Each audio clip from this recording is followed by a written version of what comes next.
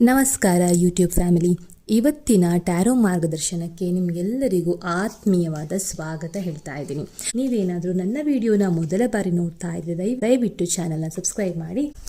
ಇವತ್ತು ಸಾಮೂಹಿಕವಾಗಿ ನಾನು ಟ್ಯಾರೋ ಮಾರ್ಗದರ್ಶನ ಮಾಡ್ತಾ ಇದ್ದೇನೆ. ಈ ಮಾರ್ಗದರ್ಶನ ಕೆಲವರಿಗೆ ಹೊಂದಾಣಿಕೆ ಆಗಬಹುದು, ಇನ್ನೂ ಕೆಲವರಿಗೆ ಹೊಂದಾಣಿಕೆ ಆಗದೇ ಇರಬಹುದು. ನಿಮಗೆ ವೈಯಕ್ತಿಕ ಮಾರ್ಗದರ್ಶನ ಅಂದರೆ ಪರ್ಸನಲ್ ರೀಡಿಂಗ್ ಏನಾದರೂ ಬೇಕಾದರೆ ನನಗೆ ಕಮೆಂಟ್ ಮಾಡಿ ಹೇಳಿ. ಇವತ್ತಿನ ಗೈಡೆನ್ಸ್ ಶುರು ಮಾಡೋಣ. ಇವತ್ತು ಏನು ವಿಷಯ ಅಂತಂದರೆ, ನಿಮ್ಮ ಜೀವನ ಸಂಗಾತಿಯಾದವರು ಹೇಗಿರ್ತಾರೆ ಅಂತ ನೋಡೋಣ. ಎಷ್ಟೋ ಜನ ಮದುವೆ ಆಗದೇ ಇದ್ದವರಿದ್ದಾರೆ, ಎಷ್ಟೋ ಜನರಿಗೆ ಪ್ರಪೋಸಲ್ಸ್ ಬರುತ್ತೆ, ಕ್ಯಾನ್ಸಲ್ ಆಗುತ್ತೆ. ಲೈಫಲ್ಲಿ ಒಬ್ರು ಸಂಗಾತಿ ಅಂತ ಬೇಕಾಗುತ್ತೆ, ಸುಖ ದುಃಖಗಳನ್ನು ಹಂಚಿಕೊಳ್ಳೋಕೆ ಒಬ್ರು ಪಾರ್ಟ್ನರ್ ಅಂತ ಬೇಕಾಗತ್ತೆ. ಅಂಥದ್ರಲ್ಲಿ ನಿಮ್ಮ ಜೀವನ ಸಂಗಾತಿ, ನಿಮ್ಮ ಜೀವನದಲ್ಲಿ ಬರುವಂತಹ ಜೀವನ ಸಂಗಾತಿ ಯಾವ ರೀತಿ ಇರ್ತಾರೆ ಅನ್ನೋದನ್ನು ಇವತ್ತಿನ ಮಾರ್ಗದರ್ಶನದ ಮೂಲಕ ನೋಡೋಣ. ಆ ಯೂನಿವರ್ಸ್, ಆ ಶ್ರೀಕೃಷ್ಣ ನಿಮಗೆ ಯಾವ ರೀತಿ ಸಂದೇಶ ಹೇಳ್ತಿದ್ದಾರೆ ಅಂತ ನಾನಿವತ್ತು ಟ್ಯಾರೋ ಮಾರ್ಗದರ್ಶನ ಮೂಲಕ ನೋಡೋಣ. ಕೆಲವರಿಗೆ ಮದುವೆ ಆಗಿಲ್ಲ ಅಂತ ನೋಡಿದರೆ, ಮದುವೆ ಆದವರಿಗೆ ಪಾರ್ಟ್ನರ್ ಚೆನ್ನಾಗಿಲ್ಲ ಅನ್ನುವಂಥ ಒಂದು ಬೇಸರ, ಆಯಿತಾ? ಈ ರೀತಿ ಮನುಷ್ಯನಿಗೆ ಸಮಸ್ಯೆ ಅನ್ನೋದು ಮುಗಿಯೋದೇ ಇಲ್ಲ ಅಂತ ಅನಿಸುತ್ತೆ. ನೋಡೋಣ, ಇವತ್ತಿನ ರೀಡಿಂಗ್ ನಿಮ್ಮ ಜೀವನದಲ್ಲಿ ಯಾವ ರೀತಿ ಬದಲಾವಣೆಗಳನ್ನು ತರಬಹುದು ಅನ್ನೋದನ್ನು ನೋಡೋಣ. ಈ ರೀಡಿಂಗ್ ನಿಮಗೇನಾದರೂ ಹೊಂದಾಣಿಕೆ ಆದಲ್ಲಿ ಕಮೆಂಟಲ್ಲಿ ಜೈ ಶ್ರೀಕೃಷ್ಣ ಅಂತ ಬರೀರಿ. ಹಾಗಾದರೆ ಶುರು ಮಾಡೋಣ. ಇವತ್ತಿನ ರೀಡಿಂಗ್ ಹೇಗಿದೆ? ನಿಮ್ಮ ಜೀವನದಲ್ಲಿ ಜೀವನ ಸಂಗಾತಿ ಹೇಗಿರ್ತಾರೆ? ನಿಮ್ಮ ಜೀವನ ಇನ್ನು ಮುಂದೆ ನಿಮ್ಮ ಜೀವನ ಹೇಗಿರುತ್ತೆ? ನೀವು ಅಂದುಕೊಂಡಂತಹ ಸಂಗಾತಿ ನಿಮ್ಮದಾಗ್ತಾರಾ? ಅವರು ಹೇಗಿರ್ತಾರೆ ಅನ್ನೋದನ್ನು ನೋಡೋಣ. ನಿಮ್ಮನ್ನು ಅರ್ಥ ಮಾಡ್ಕೊಳ್ತಾರಾ? ನಮಗೆ ಪಾರ್ಟ್ನರ್ ಅಂತಂದರೆ ಅವ್ರು ನಮ್ಮನ್ನು ಅರ್ಥ ಮಾಡ್ಕೊಳ್ಬೇಕು, ನಮ್ಮ ಜೊತೆ ಚೆನ್ನಾಗಿರಬೇಕು ಅಂತ ನಾವು ಅಂದ್ಕೊಳ್ತೀವಿ. ಇವತ್ತಿನ ಟ್ಯಾರೋ ಗೈಡೆನ್ಸ್ ನಿಮ್ಮ ಜೀವನ ಸಂಗಾತಿ ಬಗ್ಗೆ ಯಾವ ರೀತಿ ಹೇಳ್ತಾ ಇದೆ ಅನ್ನೋದನ್ನು ನೋಡೋಣ. ಸರಿ, ಮೊದಲ ಕಾರ್ಡ್ ತುಂಬ ಒಳ್ಳೆಯ ಮೆಸೇಜ್ ಕೊಡ್ತಾ ಇದೆ ನಿಮಗೆ. ಏನು ಅಂತಂದರೆ, ಎಷ್ಟೋ ಜನ ಏನು ಮಾಡ್ತೀರೋ ಗೊತ್ತಾ, ಪ್ರಪೋಸಲ್ಸ್ ಬರ್ತಾ ಇರುತ್ತೆ, ಆದರೆ ಯಾವುದೋ ಕಾರಣಕ್ಕಾಗಿ ನೀವು ರಿಜೆಕ್ಟ್ ಮಾಡ್ತಾ ಇದ್ದೀರಾ ಅಥವಾ ಅವರು ರಿಜೆಕ್ಟ್ ಮಾಡ್ತಾ ಇದ್ದಾರೆ. ಕಾರಣಗಳು ಏನು ಅಂತ ಯಾರಿಗೂ ಗೊತ್ತಿಲ್ಲ, ನಿಮಗೂ ಗೊತ್ತಿಲ್ಲ. ಏನೋ ಒಂದು ಪ್ರಾಬ್ಲಮ್ಸ್, ಅದು ಅವರ ಏಜ್ ಇರ್ಬೋದು, ಅದು ಅವರ ವೃತ್ತಿ ಇರ್ಬೋದು, ಅಥವಾ ಅವರದ್ದು ಫೈನಾನ್ಷಿಯಲ್ ಸ್ಟೇಟಸ್ ಕೂಡ ಇರಬಹುದು.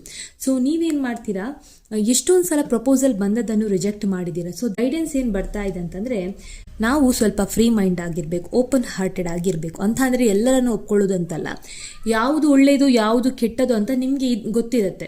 ನಿಮಗೆ ಆ ಸಾಮರ್ಥ್ಯ ಇದೆ, ಆ ಯೋಚನೆ ಮಾಡುವಂತಹ ಸಾಮರ್ಥ್ಯ ಕೂಡ ಇದೆ.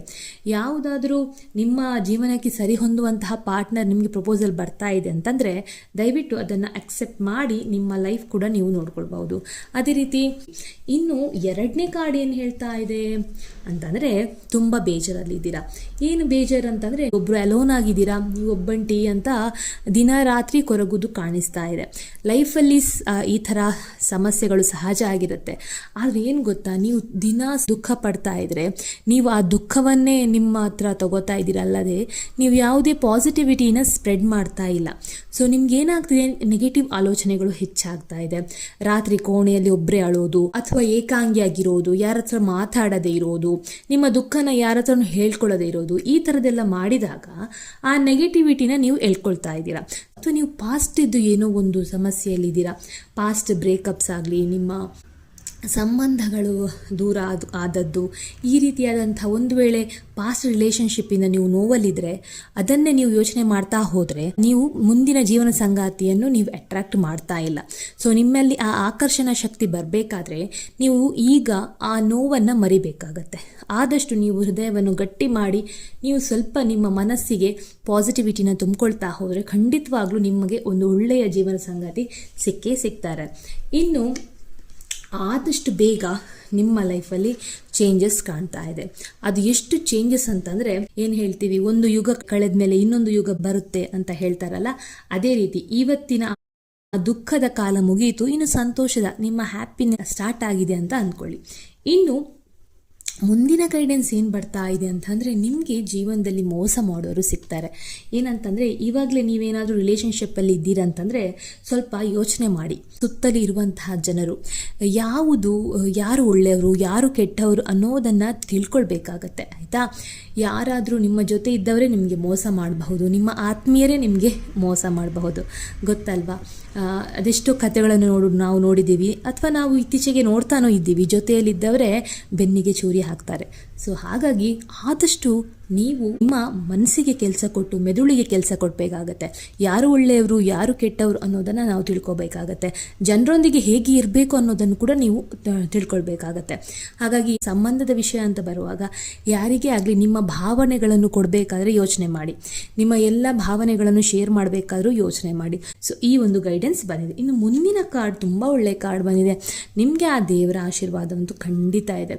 ನೀವೇನು ಮಾಡ್ತೀರಾ ಅಂತಂದರೆ, ನೀವು ತುಂಬ ಚಾಲೆಂಜಸನ್ನು ಫೇಸ್ ಮಾಡಿದ್ದೀರಾ. ನೀವೇ ಯೋಚನೆ ಮಾಡಿ, ಅಷ್ಟೊಂದು ದೊಡ್ಡ ಚಾಲೆಂಜಸನ್ನು ನೀವು ಫೇಸ್ ಮಾಡಿದ್ದೀರಾ ಅಂತಂದರೆ ನೀವು ನಿಜವಾಗ್ಲೂ ತುಂಬ ಸ್ಟ್ರಾಂಗ್. ಚಾಲೆಂಜಸನ್ನು ಫೇಸ್ ಮಾಡೋದಕ್ಕೂ ನಿಮಗೆ ದೇವರು ಆಶೀರ್ವಾದ ಕೊಡ್ತಾ ಇದ್ದಾನೆ. ಯಾರನ್ನಾದ್ರೂ ನೀವು ಪ್ರೀತಿ ಮಾಡ್ತಾ ಇದ್ದರೆ ನಿಮ್ಮಲ್ಲಿರುವಂತಹ ಆ ಚಾಲೆಂಜಸ್ ಏನಾದರೂ ಇದ್ರೂ ಅದನ್ನು ನೀವು ಫೇಸ್ ಮಾಡಬೇಕಾಗುತ್ತೆ. ಇನ್ನೊಂದು ಕಾರ್ಡ್ ಏನು ಬಂದಿದೆ ಅಂತಂದರೆ, ಆದಷ್ಟು ಏನಾಗುತ್ತೆ, ನೀವು ನಿಮ್ಮ ಲೈಫಲ್ಲಿ ಎಲ್ಲವೂ ನನಗೆ ಇವಾಗಲೇ ಬೇಕು ಅಂತ ಅಂದ್ಕೊಳ್ತೀರಾ. ಇವಾಗ ನಾಳೆನೇ ನನಗೆ ಜೀವನ ಸಂಗಾತಿ ಸಿಗಬೇಕು, ಒಂದೇ ಸಮಸ್ಯೆನ ಇಟ್ಕೊಂಡು ದಿನ ಯೋಚನೆ ಮಾಡ್ತಾ ಇರ್ತೀರ. ನಿಮಗೇನೆ ಗೊತ್ತಿಲ್ಲ ನಿಮ್ಮ ಹಿಂದೆ ಒಂದು ದೇವರು ಅಂತ ಇದ್ದಾರೆ ಅಥವಾ ಒಂದು ಶಕ್ತಿ ಇದೆ, ಅದು ನಿಮ್ಮನ್ನು ಕಾಯ್ತಾ ಇದೆ ಅಂತ. ಸೊ ಆ ಒಂದು ಸಿಚುವೇಶನಲ್ಲಿ ಇದ್ದೀರಾ ನೀವೀಗ ಸದ್ಯಕ್ಕೆ. ಸೊ ನೀವೇನು ಮಾಡಬೇಕು, ನೀವೀಗ ಸದ್ಯಕ್ಕೆ ನಿಮಗೋಸ್ಕರ ಸ್ವಲ್ಪ ಟೈಮ್ ಕೊಡಬೇಕಾಗತ್ತೆ. ಯಾರಾದರೂ ಒಳ್ಳೆ ಗಂಡ ಸಿಗಬೇಕು, ಒಂದು ಒಳ್ಳೆ ಹೆಂಡತಿ ಸಿಗಬೇಕು, ನನಗೂ ಮದುವೆ ಆಗಬೇಕು ಅಂತ ಯೋಚನೆ ಇದ್ದರೆ ನೀವು ಆ ಸಮಯಕ್ಕೋಸ್ಕರ ಕಾಯಬೇಕಾಗತ್ತೆ, ಆಯಿತಾ. ಸೊ ನಿಮಗೆ ಎಲ್ಲದಕ್ಕೂ ಒಂದು ಟೈಮ್ ಅಂತ ಬರುತ್ತೆ. ಆ ಟೈಮಲ್ಲೇ ಎಲ್ಲ ಹಾಗೇ ಆಗುತ್ತೆ. ಯಾಕಂದರೆ ನಾವು ಸಡನ್ನಾಗಿ ನಮಗೆಲ್ಲ ಸಿಗಬೇಕಂದ್ರೆ ತುಂಬ ಕಷ್ಟ ಇದೆ. ಹಾಗಾಗಿ ಸಮಯಕ್ಕೋಸ್ಕರ ನಾವು ಕಾಯಬೇಕಾಗತ್ತೆ. ನೀವೇನು ಅಂದ್ಕೋತೀರಾ ಅಂತಂದರೆ, ಈ ಬೇರೆಯವರನ್ನು ನೋಡಿಬಿಟ್ಟು ನನ್ನ ಗಂಡ ಇದೇ ರೀತಿ ಇರಬೇಕು ಅಥವಾ ನನಗೆ ಹೆಂಡತಿ ಆಗೋಳು ಇದೇ ರೀತಿ ಇರಬೇಕು ಅನ್ನುವಂತಹ ಒಂದು ಕಾನ್ಸೆಪ್ಟಲ್ಲಿ ಇದ್ದೀರಾ. ನೀವು ಬೇರೆಯವರನ್ನು ನಿಮ್ಮ ಜೀವನಕ್ಕೆ ಹೋಲಿಕೆ ಮಾಡಿಕೊಂಡು ನನಗೆ ಇಂಥವನೇ ಗಂಡ ಸಿಗಬೇಕು, ಇಂಥವನೇ ಹೆಂಡತಿ ಸಿಗಬೇಕು ಅಂತ ನಿರೀಕ್ಷೆಯಲ್ಲಿ ಇದ್ದರೆ ಖಂಡಿತವಾಗ್ಲೂ ದುಃಖ ಆಗುತ್ತೆ. ಯಾಕೆ ಅಂತಂದರೆ ಪ್ರತಿಯೊಬ್ಬ ಮನುಷ್ಯನು ಡಿಫ್ರೆಂಟ್ ಆಗಿರ್ತಾನೆ, ವಿಭಿನ್ನವಾಗಿರ್ತಾರೆ.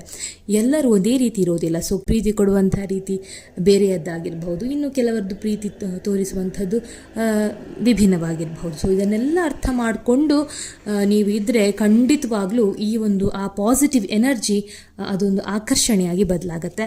ಇನ್ನು ತುಂಬ ಒಳ್ಳೆಯ ಒಂದು ಕಾರ್ಡ್ ಬಂದಿದೆ. ಎಷ್ಟು ಒಳ್ಳೆಯದು ಅಂತಂದರೆ pentacles, ace of pentacles card ಬಂದಿದೆ. ಈ ಕಾರ್ಡ್ ಏನು ಹೇಳ್ತಾ ಇದೆ ನಿಮ್ಮ ಬಗ್ಗೆ ಈಗ ಸದ್ಯಕ್ಕೆ ಅಂತಂದರೆ, ನಿಮಗೆ ನೀವೇನು ಅಂದ್ಕೊಂಡಿದ್ದೀರಾ, ಕೆಲವರು ಏನು ಅಂದ್ಕೊಂಡಿದ್ದಾರೆ ಅಂತಂದರೆ, ನನಗೊಂದು ಫೈನಾನ್ಷಿಯಲಿ ಸೆಟಲ್ ಆಗಿರುವಂಥ, ಇದು ತುಂಬ ಹೆಣ್ಮಕ್ಳ ಆಸೆ ಇರುತ್ತೆ, ತುಂಬ ಆಲ್ಮೋಸ್ಟ್ ಎಲ್ಲರ ಆಸೆನೂ ಇದೇ ಇರುತ್ತೆ. ಸೊ ಒಬ್ಬ ಫೈನಾನ್ಷಿಯಲ್ ಸೆಟ್ಲ್ ಆಗಿರುವಂಥ ಮನುಷ್ಯ ನನಗೆ ಬೇಕು, ಒಂದು ಒಳ್ಳೆಯ ಸಂಗಾತಿ ನನಗೆ ಬೇಕಾಗುತ್ತೆ. ಹೌದು, ಬದುಕಿಗೆ ಒಂದು ರಕ್ಷಣೆ, ಒಂದು ಸೇಫ್ಟಿ ಬೇಕು ಅಂತಂದರೆ ಫೈನಾನ್ಷಿಯಲ್ ಸೆಟಲ್ಮೆಂಟ್ ಕೂಡ ತುಂಬಾ ಇಂಪಾರ್ಟೆಂಟ್. ನಿಮಗೆ ಅಂಥ ಒಂದು ಒಳ್ಳೆಯ ವ್ಯಕ್ತಿಯ ಪರಿಚಯ ಕೂಡ ಆಗುತ್ತೆ, ಅವರು ನಿಮ್ಮ ಜೀವನ ಸಂಗಾತಿ ಕೂಡ ಆಗ್ತಾರೆ.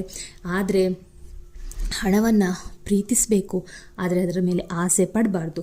ಹಾಗಾಗಿ ದುರಾಸೆ ಅಂತೂ ಬೇಡವೇ ಬೇಡ, ಆದರೆ ಆ ಹಣದ ಶಕ್ತಿಯನ್ನು ನೀವು ಪ್ರೀತಿಸಿ. ಸೊ ನಿಮಗೆ ಇವಾಗ ನಿಮ್ಮ ಜೀವನದಲ್ಲಿ ಆದಷ್ಟು ಬೇಗ ನಿಮ್ಮ ಜೀವನದಲ್ಲಿ ಚೇಂಜಸ್ ಕಾಣಿಸ್ತಾ ಇದೆ.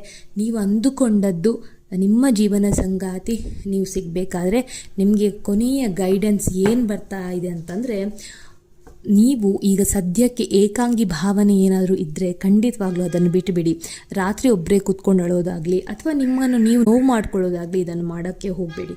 ಆದಷ್ಟು ಪಾಸಿಟಿವಿಟಿನ ಸ್ಪ್ರೆಡ್ ಮಾಡಿ. ನಿಮಗೆ ಆದಷ್ಟು ಬೇಗ ನೀವು ಅಂದುಕೊಂಡಂತಹ ಜೀವನ ಸಂಗಾತಿ ನಿಮಗೆ ಸಿಗತ್ತೆ. ಒಂದು ವೇಳೆ ಎಷ್ಟು ಹುಡುಕಿದರೂ ಸಿಕ್ಕಿಲ್ಲ ಅಂತಂದರೆ ನಾನು ಹೇಳಿದ ಹಾಗೆ ಅಫರ್ಮೇಷನನ್ನು ಮಾಡ್ಕೊಳ್ಳಿ. ಬೆಳಗ್ಗೆ ಬೇಗ ಎದ್ದು ನೀವು ನಿಮ್ಮ ಮನಸ್ಸಿಗೆ ಒಂದು ವಾಕ್ಯವನ್ನು ಹೇಳಿ, ನನ್ನ ಜೀವನದಲ್ಲಿ ಒಂದು ಉತ್ತಮ ಜೀವನ ಸಂಗಾತಿ ಬಂದೇ ಬರ್ತಾರೆ, ನಾನು ಈ ಪ್ರೀತಿಯ ಶಕ್ತಿಯನ್ನು ಸದಾ ಆಕರ್ಷಿಸುತ್ತೇನೆ ಅಂತ ನಿಮ್ಮ ಮನಸ್ಸಲ್ಲೇ ಈ ವಾಕ್ಯವನ್ನು ಹೇಳಿ ನಿಮಗೆ ಇಷ್ಟವಾದಂತಹ ದೇವರಿಗೆ ದಿನಾ ಕೈ ಮುಗಿರಿ. ಎಲ್ಲನೂ ಒಳ್ಳೆಯದಾಗತ್ತೆ. ಕೃಷ್ಣಂ ವಂದೇ ಜಗದ್ಗುರು.